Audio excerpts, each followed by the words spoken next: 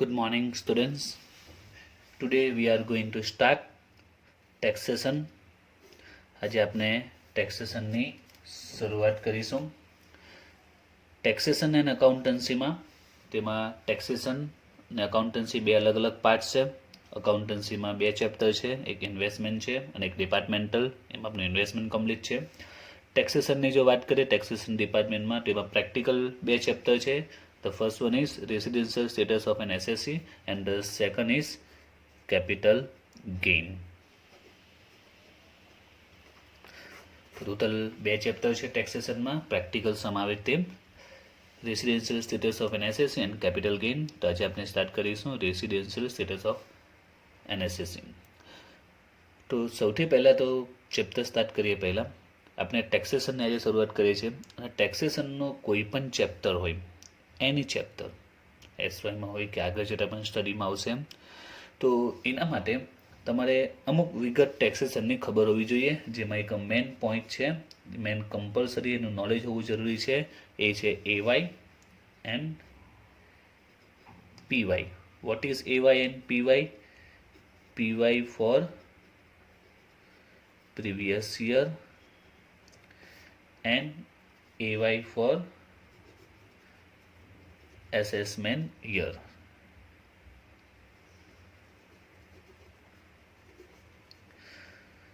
તો કદાચ મે બી અમુક સ્ટુડન્ટને ખ્યાલ પણ હશે, પરંતુ એનું નોલેજ હોવું જરૂરી છે. એટલીસ્ટ એવાય પીવાય શું છે તે, assessment year and previous year. જો આપણે ડેફિનેશનના સંદર્ભમાં કહીએ તો આઈડિયા આવી જશે. પહેલાં વાત કરીએ પ્રીવિયસ યર, તો કોને કહેવાય? A year in which the person has received income.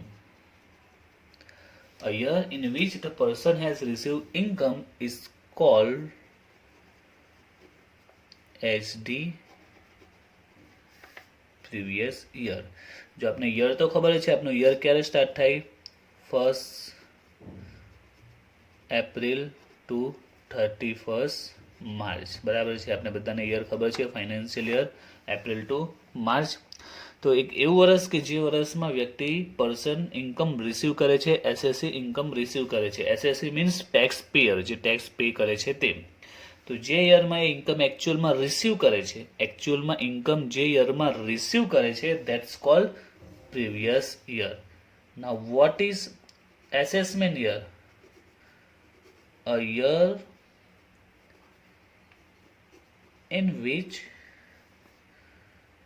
the income of previous year is to be assessed is called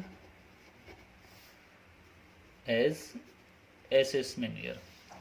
A year in which the income of previous year is to be assessed. Assess means આપણે simple લેંગ્વેજમાં કહીએ તો calculate કરવામાં આવે છે. તો assessment year ને previous year એકદમ સિમ્પલ પોઈન્ટ છે. પ્રીવિયસ યર મીન્સ શોર્ટમાં યાદ રાખો, જે યરમાં એકચ્યુઅલમાં આપણે ઇન્કમ રિસીવ કરીએ છીએ ધેટ્સ અ પ્રીવિયસ યર. અને જે યરમાં આપણે એની કેલ્ક્યુલેટ કરીએ છીએ કે આપણી ઇન્કમ કેટલી છે, કેટલી યરલી ઇન્કમ કેટલી થઈ, એ યર જે યરમાં આપણે કેલ્ક્યુલેશન કરીશું, ગણતરી કરીશું, ધેટ્સ અ એસેસમેન્ટ યર. ખ્યાલ આવ્યો? Previous year and assessment year. Okay, તો હવે આના માટે ચાલો એક એક્ઝામ્પલ લે, તમને આઈડિયા આવી જાય. માની લો કે તમે કોઈ ટૂર પર ગયા હોય, બરાબર છે, 5 daysની ટૂર પર તમે ગયા છો. તો 5 daysની ટૂર પર તમે ગયા, 5 days એન્જોય કર્યું, બરાબર છે.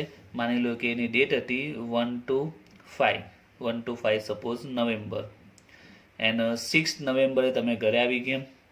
હવે 1 થી 5 દિવસમાં તમે એકચ્યુઅલીમાં એક્સપેન્સીસ કર્યો હશે, જે પણ ટૂરના એક્સપેન્સીસ હશે એ તમે 6 નવેમ્બરે ઘરે આવી ગયા, અને ઘરે આવીને તમે કેલ્ક્યુલેટ કરો છો. તો આને આપણે પ્રીવિયસ કહીશું અને એસેસમેન્ટ કહીશું. ખબર પડી કે 1 થી 5 દિવસમાં આપણે એકચ્યુઅલમાં એક્સપેન્સીસ કર્યો છે અને એની કેલ્ક્યુલેશન 6થા દિવસે આપણે ઘરે કરીએ છીએ 6 નવેમ્બરે. તો એકચ્યુઅલમાં એક્સપેન્સ ક્યારે થયો? 1 થી 5માં. પણ એની કેલ્ક્યુલેશન ક્યારે કરી આપણે 6 નવેમ્બરે. તો બસ એવું જ છે, આપણે જે યરમાં આપણે એકચ્યુઅલમાં ઇન્કમ મળે છે દેટ્સ અ પ્રીવિયસ યર, અને જે યરમાં આપણે એની કેલ્ક્યુલેશન કરીએ છીએ એ એસેસમેન્ટ યર. બરાબર છે. ફોર એક્ઝામ્પલ અત્યારે કઈ યર ચાલે છે, આપણે એપ્રિલ ટુ માર્ચ છે. બરાબર છે. તો અત્યારે જે યર ચાલે છે તે 1 એપ્રિલ 2020 ટુ 31 માર્ચ 21 આપનું યર ચાલે છે. શોર્ટમાં આપણે શું કહીશું, 2021. ઓકે. હવે આ આપનું અત્યારે યર કન્ટિન્યુ હાલમાં ચાલી રહ્યું છે. Okay, 20 to 21. હવે આ યરમાં આપણે જો કેલ્ક્યુલેશન કરીશું તો આ યરની કેલ્ક્યુલેશન થઈ નહીં શકે, કેમ કે આ યર હજુ કમ્પ્લીટ થયું જ નથી. બરાબર છે. યર ક્યારે કમ્પ્લીટ થશે, 21 માર્ચમાં. અત્યારે તો હજી ડિસેમ્બર 20 ચાલે છે. વર્ષ ક્યારે પૂરું થશે, 21 માર્ચમાં. એટલે આ યરની કેલ્ક્યુલેશન તો આપણે કરી નહીં શકીશું. તો આ યરમાં જો આપણે કેલ્ક્યુલેશન કરવી હોય તો કયા યરની કેલ્ક્યુલેશન કરીશું, પ્રીવિયસ યર, એના પહેલાનું. એટલે કયું, 1 April 90 to 31 March 20 means 2019 to 20. આપણે આ યરની કેલ્ક્યુલેશન કરીશું. 90-20 ની કેલ્ક્યુલેશન ક્યારે કરીશું, 2021માં. એટલે 90-20માં આપણે જે પણ ઇન્કમ એકચ્યુઅલમાં રિસીવ થઈ છે, જે એકચ્યુઅલી જે પણ આપણે ઇન્કમ મળી છે, જે એક્સપેન્સીસ થયો છે, તેની જો કેલ્ક્યુલેશન આપણે કરવી હોય ઇન્કમની, તે કેલ્ક્યુલેશન આપણે 2021માં કરી શકીશું. તો 2021 એ શું કહેવાશે, એસેસમેન્ટ યર, એન્ડ 90-20 કયું યર કહેવાશે, પ્રીવિયસ યર. ઓકે. તો એસેસમેન્ટ એન્ડ પ્રીવિયસ ક્લિયર થઈ ગયો છે. આ એક્ઝામ્પલ વિચારો, જેના પરથી એકદમ સિમ્પલી ખ્યાલ આવી જશે. જે યરમાં ઇન્કમ એકચ્યુઅલમાં રિસીવ થાય છે એની કેલ્ક્યુલેશન એના પછીના યરમાં આપણે કરીશું. તો જે યરમાં આપણે કેલ્ક્યુલેશન કરીશું એકચ્યુઅલમાં કેટલી ઇન્કમ થઈ છે, ધેટ્સ અ એસેસમેન્ટ યર. અને જે યરમાં એકચ્યુઅલમાં ઇન્કમ રિસીવ થઈ છે that's a previous year. Okay. હવે આપણે આપણા ચેપ્ટર પર આવીએ, that's a residential status of an assessee. તો રેસિડેન્શિયલ સ્ટેટસ કોઈ પણ જે એસએસસી હોય, એસએસસી એટલે જે ટેક્સ પેયર હોય છે, જે ટેક્સ ભરનાર પર્સન હોય છે, તે ધેટ્સ કોલ્ડ એન એસએસસી.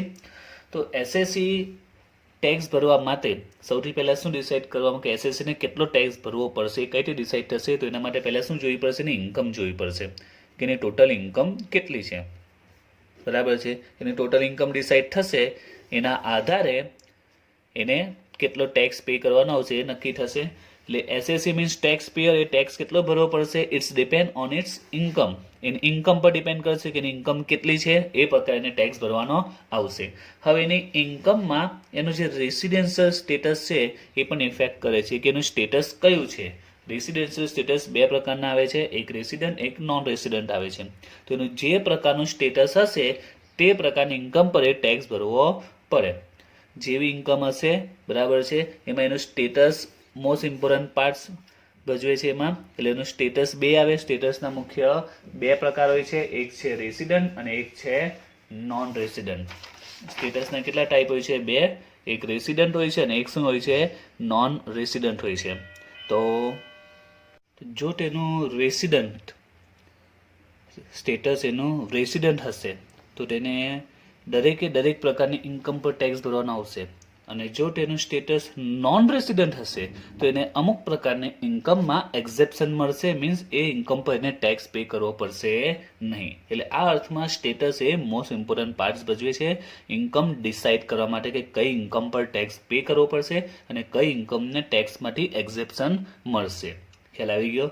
તો શા માટે સ્ટેટસ ઇમ્પોર્ટન્ટ છે, કોઈ પણ જે પણ વ્યક્તિ ટેક્સ પે કરે છે તેનું સ્ટેટસ એમાં કેલ્ક્યુલેશન કરવું, બતાવવું જરૂરી છે. એનું જે રિટર્ન ફાઇલ થાય છે એમાંનું સ્ટેટસ પ્રેઝન્ટ કરેલું હશે કે એનું સ્ટેટસ કયું છે, રેસિડન્ટ છે કે પછી નોન રેસિડન્ટ છે.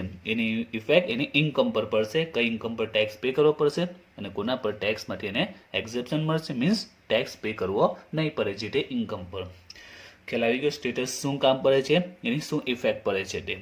તો આપણે એ ટોપિક પર આગળ વધીએ. તો બે પ્રકારના સ્ટેટસ છે તે resident and non resident.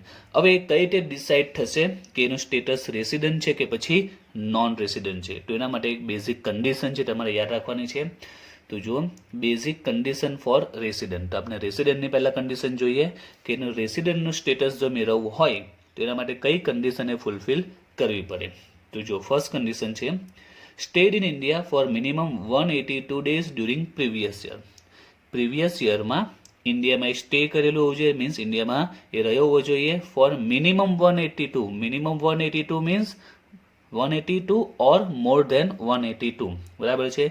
Minimum at least 182 days ઇન્ડિયામાં પ્રેઝન્ટ હોવો જોઈએ. યાદ રાખજો, આ ઇન્કમ ટેક્સના રૂલ્સ છે, બરાબર છે, આ લીગલી રૂલ્સ છે, એટલે આમાં 1-2 દિવસનું એક્ઝેપ્શન નહીં મળે. કોઈ એસએસસી એમ કે કોઈ ટેક્સ પેયર એમ કે મારા પાસે 182 ને બદલે 181 ડેઝ હું પ્રેઝન્ટ છું, તો શું મને સ્ટેટસ મળી શકશે? નહીં ચાલે, કમ્પ્લીટ જોઈએ. 182 મીન્સ 182 કમ્પ્લીટ. ઓકે, 181 પણ લાગુ નહીં પડે, એ પણ ચાલશે નહીં. જે કીધું છે એટલા કમ્પ્લીટ હોવા જોઈએ. એટલીસ્ટ 182 ઓર મોર 182 ડે પ્રેઝન્ટ હોવો જોઈએ ડ્યુરિંગ પ્રીવિયસ યર. ઓર અથવા ઓપ્શન આપ્યો છે, જો આ ફૂલફિલ નહીં કરી શકે કન્ડિશન, તો બીજો ઓપ્શન છે stayed in India for minimum 60 days. તો જો 182 ના સીધા કેટલા કરી નાખ્યા? 60 ડેઝ કરી દીધા, પણ એમાં એક એક્સ્ટ્રા બીજી એડ કરી, એક્સ્ટ્રા કન્ડિશન એડ કરી. જો stayed in India for minimum 60 days during previous year, 182 ના 60 તો આપ્યા, બરાબર છે, ડેઝ તો ડાઉન કરી નાખ્યા, પણ એક એક્સ્ટ્રા કન્ડિશન એડ કરી. And for 365 days during 4 years preceding to previous year. Preceding એટલે કે પહેલા, તો પ્રીવિયસ યરની પહેલાના જે 4 years છે એમાં એને કેટલા ડેઝ કમ્પ્લીટ હોવા જોઈએ? સ્ટે કર્યું છે ઇન્ડિયામાં 365 ડેઝ. તો અહીંયા ડેઝ ડાઉન કર્યા છે, ઘટાડી નાખ્યા છે, ડિક્રીઝ કરી નાખ્યા છે, પણ એની સાથે એક એક્સ્ટ્રા કન્ડિશન બીજી એડ કરી નાખી છે. જો 182 તમે ફૂલફિલ નથી કરી શકતા તો ઓકે, તો મિનિમમ 60 ફૂલફિલ કરો, પણ પ્લસ બીજી શું કન્ડિશન એડ કરી દીધી? 365 ડેઝ પ્રેઝન્ટ હોવો જોઈએ પ્રિસીડિંગ ટુ પ્રીવિયસ યર, બરાબર. તો પ્રિસીડિંગ ટુ પ્રીવિયસ 4 year, પ્રીવિયસ યરની અગાઉના 4 વર્ષમાં 4 yearsમાં 365 ડેઝ ઇન્ડિયામાં પ્રેઝન્ટ હોવો જોઈએ. ઓકે, હવે આ કન્ડિશન આપણે ડિટેલમાં સમજીએ એક્ઝામ્પલ દ્વારા, એટલે કન્સેપ્ટ ક્લિયર થઈ જશે. રેસિડેન્ટનું સ્ટેટસ કઈ રીતે મળે તે. તો જો એની જે કન્ડિશન છે તે કન્ડિશન પરફેક્ટ યાદ રાખજો કે પ્રીવિયસ યરમાં કેટલા ડેઝ? મિનિમમ 182 ડેઝ પ્રેઝન્ટ હોવું જોઈએ. ઓકે, આ પહેલી કન્ડિશન છે એની. એન્ડ સેકન્ડ શું છે કે પ્રીવિયસ યરમાં 182 ના સીધા કેટલા કરી નાખ્યા? 60 ડેઝ કરી દીધા. 182 ના કેટલા? 60, પ્લસ એમાં એક બીજી કન્ડિશન એડ કરી છે, બરાબર છે, 4 years. આ યાદ રાખજો, 4 years કયા? Preceding to previous year means previous યરની અગાઉના, એની પહેલાના 4 yearsમાં 365 ડેઝ. આ બંને કમ્બાઈન છે, આ બંને ફૂલફિલ થાય તો સેકન્ડ કન્ડિશન ફૂલફિલ થઈ જશે. એટલે એક ઓપ્શન આપ્યો, ચલો 182 માટે કોઈ રહી જતું હોય, ધારો કે 180 ડેઝ છે, તો ઇન્કમ ટેક્સમાં વિચાર્યું કે ભાઈ એને તો 2 દિવસ માટે રહી જાય છે આ કન્ડિશન ફૂલફિલ કરવા માટે, એટલે બીજો ઓપ્શન આપ્યો, ચલો કંઈ નહીં, 182 તમે કમ્પ્લીટ નહીં કરી શકો, તમારી પાસે 60 હોવા જોઈએ. અને સાથે સાથે બીજી કન્ડિશન આ છે કે એની અગાઉના 4 yearsમાં 365 ડેઝ ઇન્ડિયામાં પ્રેઝન્ટ હોવો જોઈએ. તો હવે એને રેસિડેન્સનું સ્ટેટસ કઈ રીતે મળશે તે. If any one of the above condition is fulfil. શું કીધું છે? Any one of the above condition. ઉપર જે કન્ડિશન આપેલી છે એમાંથી એની વન એટલે કોઈ પણ એક કન્ડિશન ઇઝ ફૂલફિલ એટલે કે ફૂલફિલ કરે, પૂરી કરે. એસએસસી મીન્સ જે ટેક્સ પેયર છે તે will be treated as a resident. એટલે કે આ બે કન્ડિશન છે, બેમાંથી if any one condition he fulfil he become a resident. ખ્યાલ આવ્યો? તો રેસિડન્ટનું સ્ટેટસ મેળવવા માટે આ બે કન્ડિશન છે, વચ્ચે ઓર આપ્યું છે, આ અથવા તો આ ફૂલફિલ કરો કાં તો આ ફૂલફિલ કરો, બેમાંથી એક ફૂલફિલ કરશે, it's become a he is become a resident. Okay, હવે આપણે થોડુંક એક્ઝામ્પલથી લઈએ એટલે વધારે ખ્યાલ આવે. એક્ઝામ્પલ લઈ લઈએ. સપોઝ પ્રીવિયસ યર છે 2020. ઓકે, માની લો કે આપણે અલગ અલગ સિચ્યુએશનમાં તમને સમજાવેલ ક્લિયર થઈ જશે રેસિડેન્ટ એન્ડ નોન રેસિડેન્ટનું સ્ટેટસ કઈ રીતે આવે તે. તો પ્રીવિયસ યરમાં સપોઝ એ 190 ડેઝ ઇન્ડિયામાં પ્રેઝન્ટ છે. એન્ડ પ્રેસિડિંગ પ્રીવિયસ યરની વાત કરીએ તો 4 years આપણે લઈ લઈએ, 1890, 1780, 1617, 1516. ક્વેશ્ચનમાં આ રીતે સમ આપેલો છે, તમને આ રીતે ડેઝ આપેલા છે કે કયા યરમાં કેટલા ડેઝ એ ઇન્ડિયામાં પ્રેઝન્ટ છે. ઇન્ડિયામાં પ્રેઝન્ટ ડે આપેલા છે, આ યરમાં આટલા ડેઝ પ્રેઝન્ટ છે, આ યરમાં આટલા ડેઝ પ્રેઝન્ટ છે. મોસ્ટ ઓફ દાખલામાં આપી દેશે કેટલા દિવસ પ્રેઝન્ટ છે તે, અથવા જો બાય ચાન્સ ના આપે તો આપણે ફાઇન્ડ આઉટ કરવા પડશે કે આ યરમાં કેટલા દિવસ ઇન્ડિયામાં પ્રેઝન્ટ છે. ઓકે, અહીંયા આપણે લઈ લઈએ 100 ડેઝ, અહીંયા પણ 100 લઈએ, અહીંયા પણ 100, અહીંયા લઈ લઈએ 80. ઓકે, સપોઝ કે ક્વેશ્ચનમાં આ રીતની ઇન્ફોર્મેશન આપેલી છે કે 2019-20માં 190 ડેઝ ઇન્ડિયામાં પ્રેઝન્ટ છે જે પ્રીવિયસ યર છે, અને previous યરની પ્રિસીડિંગ sorry 4 years preceding to previous year, એટલે કે પ્રીવિયસ યરની અગાઉના જે 4 years છે એમાં આટલા દિવસ ઇન્ડિયામાં પ્રેઝન્ટ છે. આ પ્રીવિયસ યર તેની અગાઉના 4 વર્ષ એમાં આટલા દિવસ પ્રેઝન્ટ છે. હવે આપણે કન્ડિશન ચેક કરીએ. આ જે પહેલો ઓપ્શન છે તેમાં ઓકે, પહેલી કન્ડિશન છે પ્રીવિયસ યરમાં 182 ડેઝ પ્રેઝન્ટ હોવો જોઈએ. તો પ્રીવિયસ યર કયું છે 90-20 માં કેટલા ડેઝ પ્રેઝન્ટ છે? 190 ડેઝ પ્રેઝન્ટ છે. કન્ડિશન શું છે? એટલીસ્ટ મિનિમમ એટલીસ્ટ 182 જોઈએ. એની સામે કેટલા છે? 192. એટલે કે આ કન્ડિશન એ ફૂલફિલ કરે છે. આપણે લખી દઈએ ફૂલફિલ થાય છે એટલે યસ. ઓકે, તો પહેલી કન્ડિશન ફૂલફિલ કરે છે. બીજી પણ ચેક કરીએ. આપણે બંને ચેક કરવાની, ભલે બેમાંથી એક ફૂલફિલ થાય કે નહીં થાય. પહેલી કન્ડિશનમાં ફૂલફિલ થાય યસ આવે, કે ફૂલફિલ ન થાય ન આવે, આપણે બીજી પણ ચેક કરવાની છે. બીજી કન્ડિશન શું કહે છે? પ્રીવિયસ યરમાં 60 ડેઝ જોઈએ. તો પ્રીવિયસ યરમાં આપણા કેટલા છે? 190 છે. પ્રીવિયસ યરમાં જોઈએ છે કેટલા? 60. એની સામે છે 190. ઓકે, તો 190 છે એટલે આ પણ ફૂલફિલ થાય છે. પણ આમાં એક સાથે 2 પોઈન્ટ છે, એટલે કે બંને સેકન્ડ કન્ડિશનમાં એક સાથે 2 પોઈન્ટ આપેલા છે. એટલે બંને જો ઓકે હોય તો જ આમાં યસ આવે, તો જ આ કન્ડિશન ફૂલફિલ કહેવાય. એક સાથે 2 છે, એન્ડ આપેલું છે, કારણ કે આમાં ડેઝ ઘટાડી નાખ્યા છે. 182 ના 60 કર્યા છે, પણ સાથે બીજી કન્ડિશન એડ કરી છે. તો એમાં શું કીધું છે? 365 ડેઝ 4 યર્સમાં. કયા 4 years? Preceding to previous year. Previous યરની અગાઉના 4 યર્સ. તો પ્રીવિયસ યર 90-20 એની અગાઉમાં, એને પહેલાના 4 યર્સ કયા છે? This one. તો આમાં ટોટલ કેટલા દિવસ પ્રેઝન્ટ જોઈએ? 365. હવે એ કેટલા દિવસ પ્રેઝન્ટ છે? જુઓ, 100, 100, 180. ટોટલ કેટલા? 380 ડેઝ પ્રેઝન્ટ છે. એટલે આ પણ ફૂલફિલ થયું. એટલે સેકન્ડ કન્ડિશન પણ ટોટલી ફૂલફિલ કરે છે. એટલે અહીંયા પણ આન્સર શું આવશે? યસ. તો એ પહેલી કન્ડિશન પણ ફૂલફિલ કરી, સેકન્ડ કન્ડિશન પણ ફૂલફિલ કરી. તો આને સ્ટેટસ કયું મળશે? તો આ વ્યક્તિને સ્ટેટસ મળશે, એ મળશે રેસિડન્ટનું સ્ટેટસ મળશે. ઓકે, આપણે અહીંયા નીચે લખી દઈએ, જગ્યાને થોડી ઇસ્યુ આવશે. અને કયું સ્ટેટસ મળશે? રેસિડન્ટ. કારણ કે રેસિડન્ટ બનવા માટે if any one of the above condition is fulfil, any one condition fulfil થવી જોઈએ, એટલીસ્ટ વન. અહીંયા તો બંને કન્ડિશન ફૂલફિલ થાય છે, બરાબર છે?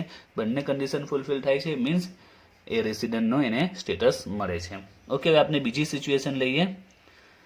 બીજી સિચ્યુએશન અહીંયા સેકન્ડ નંબર આપી દઉં છું. એ આપણે થોડી સ્પેસમાં ઇસ્યુ આવ્યો છે. માની લો કે 90-20માં એ સપોઝ 100 ડે પ્રેઝન્ટ છે. અહીંયા પણ 100, અહીંયા પણ 100, અહીંયા પણ 100, અહીંયા 70. ઓકે, હવે આ ચેક કરીએ આપણે. તો કન્ડિશન જોઈએ. હવે બીજા માટે ચેક કરીએ. પ્રીવિયસ યરમાં 182 ડેઝ પ્રેઝન્ટ છે. તો આપણે જોઈએ પ્રીવિયસ યર 90-20 છે, એમાં કેટલા ડેઝ છે? 100 ડે પ્રેઝન્ટ છે. કેટલા છે? 100. તો શું આ ફૂલફિલ થઈ છે? નો, તો આ ફૂલફિલ નથી થઈ. 182 સામે ઓનલી 100 જ છે. ઓકે, તો આ ફૂલફિલ નથી થયું. સેકન્ડ કન્ડિશન ચેક કરીએ. પ્રીવિયસ યરમાં 60 ડેઝ જોઈએ. પ્રીવિયસ યરમાં કેટલા છે? 100 છે. ઓકે, તો આ ફૂલફિલ થાય છે. પ્રીવિયસ યરમાં 100 છે, ફૂલફિલ થાય છે. Plus 4 years preceding to previous year, એમાં 365 જોઈએ. તો પ્રીવિયસ યરની પહેલાના 4 years આ કેવા છે? તો એમાં કેટલા છે એના ડેઝ ટોટલ? 100, 100, 170.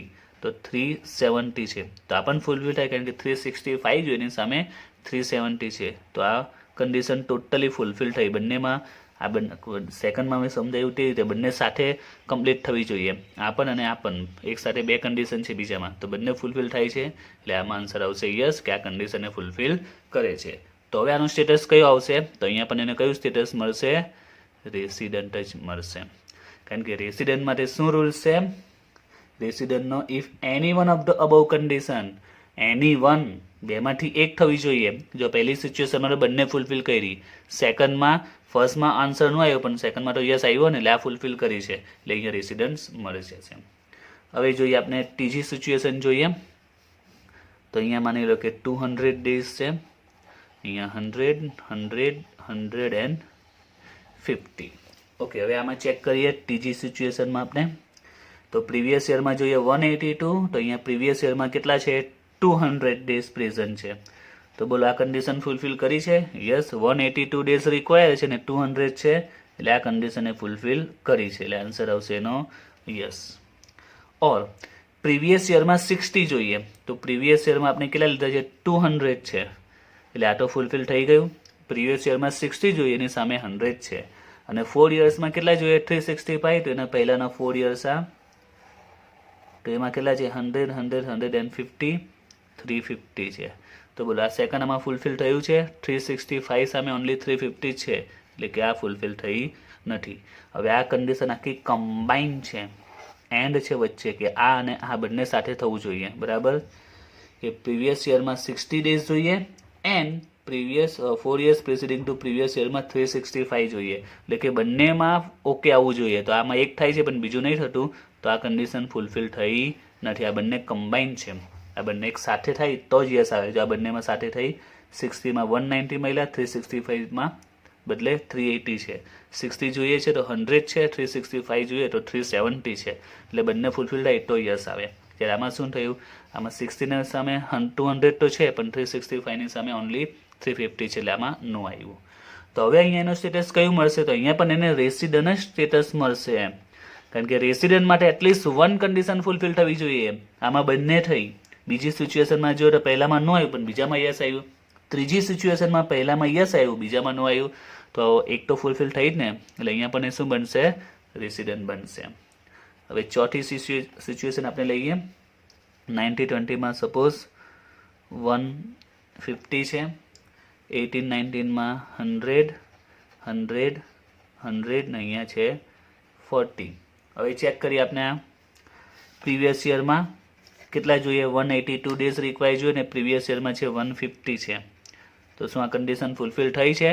નથી થઈ. 182 ડેઝની રિક્વાયર છે, એની સામે ઓનલી 150 જ છે પ્રીવિયસ યરમાં, એટલે આ કન્ડિશન ફૂલફિલ નથી થઈ, એટલે આન્સર આવશે નો.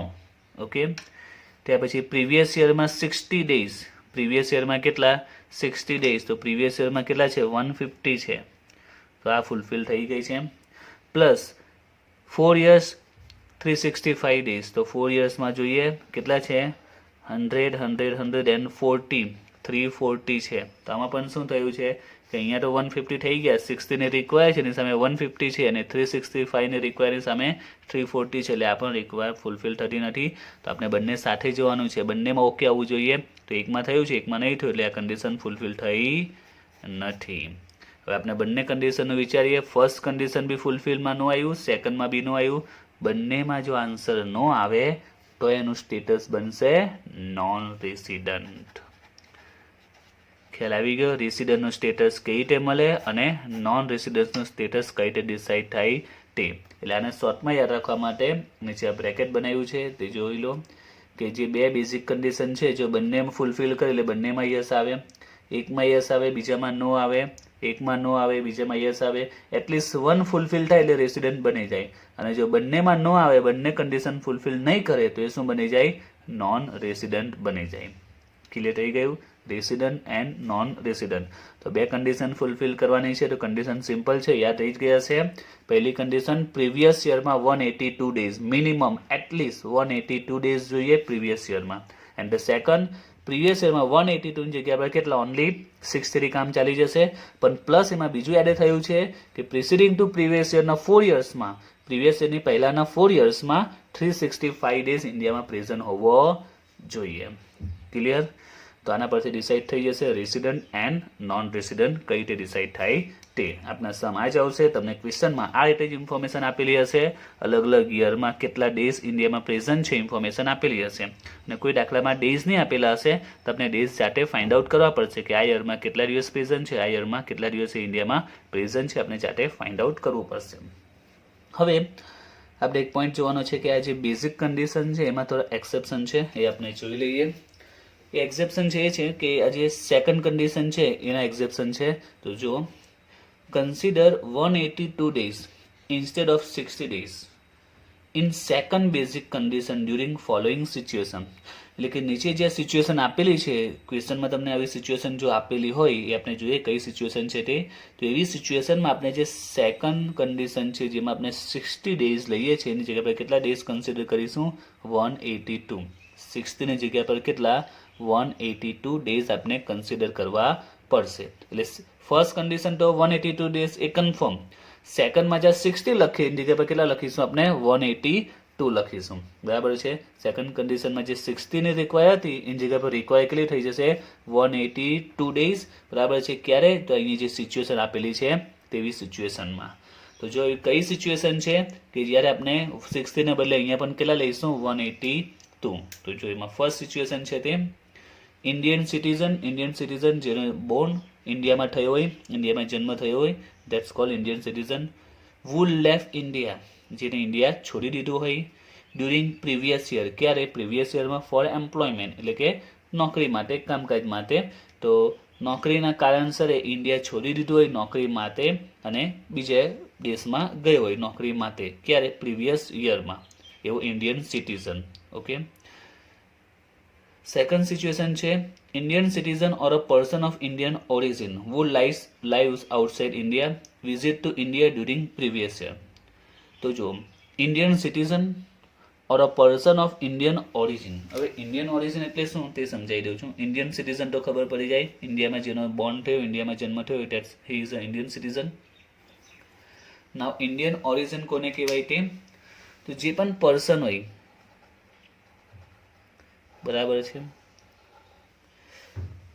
આ પર્સન ઇન્ડિયન ઓરિજિન કોને કહેવાય એ સમજો. પર્સન ઓર પર્સનના જે ફાધર મધર હોય તે, પર્સનના જે ફાધર મધર, અને એ પર્સનના જે ફાધર મધર છે તો આ ફાધરની વાત કરીએ તો એના ફાધરના પણ ફાધર એન્ડ મધર, અથવા તો એની જે મધર છે એના પણ father and mother, in means એના પેરેન્ટ્સ. એટલે કે પર્સનના કોણ કહેવાય? ગ્રેન્ડફાધર એન્ડ ગ્રેન્ડ નાની. તો જે તે પર્સન, જે તે વ્યક્તિ હોય છે તે એના પેરેન્ટ્સ એટલે કે એના ફાધર મધર ઓર એના જે ફાધર મધરના પણ ફાધર મધર, એના ફાધરના ફાધર મધર, એની મધરના ફાધર મધર, મીન્સ ગુજરાતીમાં કહે તો દાદા દાદી, નાના નાની, એના parents, mom and dad. Okay. તો આમાંથી કોઈ પણ આ પર્સન હોય, ફાધર મધર, ફાધરના અને મધરના પેરેન્ટ્સ હોય તે, આમાંથી કોઈનો પણ બોર્ન ક્યાં થયો હોય? ઇન્ડિયામાં થયો હોય. હવે કયા ઇન્ડિયામાં? તો એ છે અનડિવાઇડેડ ઇન્ડિયા. અનડિવાઇડેડ મીન્સ એટલે કે ઇન્ડિયાના જે પાર્ટિસિપેન્ટ થયેલું, બરાબર, પાર્ટિશન થયેલું, ભાગલા પડેલા એના પહેલાંના, મીન્સ આપનું ભાગલા ક્યારે પડેલા દેશની ક્યારે જ્યારે 1947માં, એટલે આપણે કહી શકીએ બિફોર 1947, 15 ઓગસ્ટ બિફોર 1947માં જન્મ થયો હોય, બોર્ન થયો હોય, એ પણ ઇન્ડિયામાં થયો હોય. એટલે કે એવા ઇન્ડિયામાં કે જે હજુ ડિવાઈડ થયું નહીં હોય, પ્રી ઇન્ડિપેન્ડન્સ, આઝાદી પહેલાંનું ઇન્ડિયા, બરાબર છે. પ્રી ઇન્ડિપેન્ડન્સ ઇન્ડિયામાં જેનો બોર્ન થયો હોય, જન્મ થયો હોય, કોનો? જે તે પર્સન જેને આપણે રિટર્ન ફાઇલ કરીએ, જેને આપણે ટેક્સ ડિસાઇડ કરીએ, જેની ઇન્કમ ડિસાઇડ કરીએ, તે પર્સન, એના ફાધર મધર કે એના ફાધરના ફાધર મધર કે એની મધરના ફાધર મધર, આમાંથી કોઈનો પણ બોર્ન, જન્મ અનડિવાઇડેડ ઇન્ડિયામાં થયો હોય, બરાબર છે, પ્રી ઇન્ડિપેન્ડન્સ ઇન્ડિયામાં થયો હોય, તે સિચ્યુએશનમાં જે પર્સન છે તે શું કહેવાશે? ઇન્ડિયન ઓરિજિન કહેવાશે. ખ્યાલ આવ્યો? અને એક એક્ઝામ્પલ એટલે ખ્યાલ આવી જાય. માની લો કે આ અજય નામનો પર્સન છે, એનો બોર્ન છે સપોઝ ઓસ્ટ્રેલિયામાં, એના ફાધર મધરનો બોર્ન પણ છે સપોઝ ઓસ્ટ્રેલિયામાં જ છે, બરાબર. પર્સનનો જે જન્મ ઓસ્ટ્રેલિયામાં થયો, એના ફાધર મધરનો જન્મ પણ ઓસ્ટ્રેલિયામાં થયો છે, પણ એના જે ફાધર છે એના ફાધર એટલે કે જે તે પર્સનના ગ્રેન્ડફાધર, એનો બોર્ન ઇન્ડિયામાં થયો છે, અનડિવાઇડેડ ઇન્ડિયામાં થયો છે. તો આવી સિચ્યુએશનમાં આ પર્સન એ શું કહેવાશે? ઇન્ડિયન ઓરિજિન કહેવાશે. એના ફાધર મધર પણ શું કહેવાશે? ઇન્ડિયન ઓરિજિન કહેવાશે. ખ્યાલ આવ્યો? તો ઇન્ડિયન ઓરિજિન ખ્યાલ આવી ગયું. તો ઇન્ડિયન સિટીઝન હોય કે ઇન્ડિયન ઓરિજિન હોય, જે ક્યાં રહે હોય? આઉટસાઇડ ઇન્ડિયા, એટલે ઇન્ડિયામાં રહેતો નથી, અબ્રોડ બીજા કોઈ દેશમાં રહે છે. વિઝિટ ટુ ઇન્ડિયા, ઇન્ડિયાની વિઝિટ કરે ડ્યુરિંગ પ્રીવિયસ યર, બરાબર છે. તો આ બે સિચ્યુએશનમાં આપણે 60 ડેઝને બદલે કેટલા ડેઝ કન્સિડર કરીશું? 182 ડેઝ. અને ક્વેશ્ચનમાં આપેલું જ હશે, આપણે વિચારવાનું નથી, ક્વેશ્ચનમાં આપેલું હશે કે ઇન્ડિયન સિટીઝન, ઇન્ડિયન ઓરિજિન, એવું ક્વેશ્ચનમાં આપેલું હશે. તો આપણે યાદ રાખવાનું છે આ રૂલ્સ કે ઇન્ડિયન સિટીઝન હોય કે જે કામ માટે આઉટસાઇડ ઇન્ડિયા જાય, અથવા તો આઉટસાઇડ ઇન્ડિયામાં રહેતો હોય ઇન્ડિયન ઓરિજિન કે ઇન્ડિયન સિટીઝન, એ ઇન્ડિયામાં વિઝિટ કરે. એટલે એકમાં જાય છે ને એકમાં આવે છે. સિમ્પલ જોઈએ તો ઇન્ડિયન સિટીઝન છે એ બહાર જાય છે, ઇન્ડિયામાંથી બહાર જાય પ્રીવિયસ યરમાં કામ માટે, નોકરી માટે. અને બીજી સિચ્યુએશનમાં શું છે? ઇન્ડિયન સિટીઝન છે કે ઇન્ડિયન ઓરિજિન છે, જે ઓલરેડી બહાર રહે છે, આઉટસાઇડ ઇન્ડિયા રહે છે, એ પ્રીવિયસ યરમાં ઇન્ડિયામાં આવે છે. તો આ બે સિચ્યુએશનમાં આપણે 160 ની જગ્યા પર કેટલા કન્સિડર કરીશું 182 ડેઝ. બટ આ કન્ડિશનમાં આપણે વધારે તમને જે MCQ અથવા જે શોર્ટ ક્વેશ્ચન આવશે 1 માર્ક્સ એમાં તમને કામ પડશે. જે આપણા સમ આવે છે, દાખલા આવે છે, એમાં પોઈન્ટ બહુ રેરલી કેસમાં આવે છે. આપણે યુનિવર્સિટીમાં VNSUની જો વાત કરીએ તો બહુ રેરલી કેસમાં આ પોઈન્ટ ક્વેશ્ચનમાં આવે છે. બટ તમને આનું નોલેજ હોવું જરૂરી છે. કદાચ આવતો જ નથી, આપણે એમ કહીએ તો ચાલે, આ પોઈન્ટ આવતો જ નથી, પણ એટલીસ્ટ નોલેજ હોવું જરૂરી છે કે 60 182 ડેઝ પણ થઈ શકે છે. ઓકે, તો આપણું રેસિડેન્શિયલ સ્ટેટસમાં રેસિડન્ટ એન્ડ નોન રેસિડન્ટ એ આપણું ક્લિયર થઈ ગયું. હજી આપણા પોઈન્ટ સમજવાના છે, એ છે રેસિડન્ટમાં બીજા બે સેક્શન પડે છે.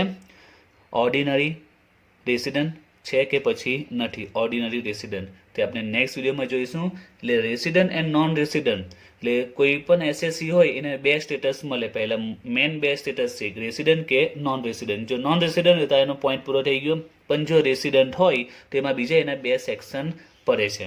એ આપણે નેક્સ્ટ વિડીયોમાં જોઈશું. એટલે આના સબ સેક્શન કહેવાય. રેસિડન્ટ તો સ્ટેટસ મળી જાય, પણ એમાં પાછા બે પ્રકાર આવે છે કે રેસિડન્ટ કયો છે તે. એમાં પણ પાછા કેટલા આવે છે, બે પાર્ટ્સ આવશે, બે પ્રકાર આવશે, જે આપણે નેક્સ્ટ વિડીયોમાં જોઈશું.